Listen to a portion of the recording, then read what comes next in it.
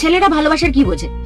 সত্যি তো, আমি দেখেছি স্টেশনে একজন বাবার চোখ ছলছল করতে, ডেলিভারি রুমের বাইরে একজন বাবার টেনশনকেও দেখেছি, সবার প্রবলেম সলভ করে নিজের প্রবলেমকে হাইড করতেও দেখেছি। কোনো মেয়েকে দেখেছো একটা বেকার ছেলের দায়িত্ব নিতে? কিন্তু একটা ছেলেকে সেই দায়িত্ব নিতেও দেখেছি। সেফলি একটা মেয়েকে ঘরে পৌঁছে দিতেও দেখেছি। বোনের বিয়ের জন্য একজন ভাইকে তার ফেভারিট বাইককেও স্যাক্রিফাইস করতে দেখেছি। একটা পুরানো স্কুটারকে 25 বছর ধরে চালাতে দেখেছি, কারণ সে একটা স্কুটারকেও নিজের ফ্যামিলি মনে করে। সত্যি, ছেলেরা ভালোবাসার কি বোঝে? ফুল কিনে সারপ্রাইজ দিয়েছে, তোমার ছোট ছোট শখ পূরণ করেছে, যে অন্ধকারে তোমার হাত ধরেছে। হোয়াট অ্যাবাউট সেই সমস্ত পুরুষ যারা নিজের লাইফ স্যাক্রিফাইস করে তোমার ড্রিম পূরণ করেছে?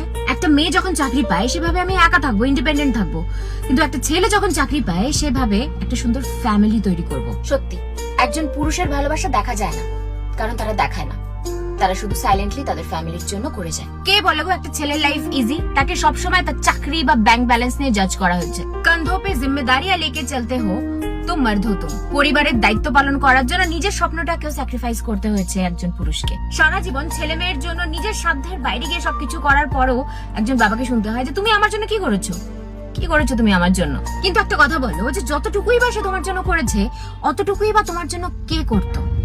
এই দুনিয়ায় আজকাল কে কার জন্য কি করে? নিঃস্বার্থভাবে এটা একজন ছেলেই করতে পারে, যারা সংসারের বোঝা নিয়ে চলে। সত্যি, একজন পুরুষের স্যাক্রিফাইসের কথা কতজনই বা বলে।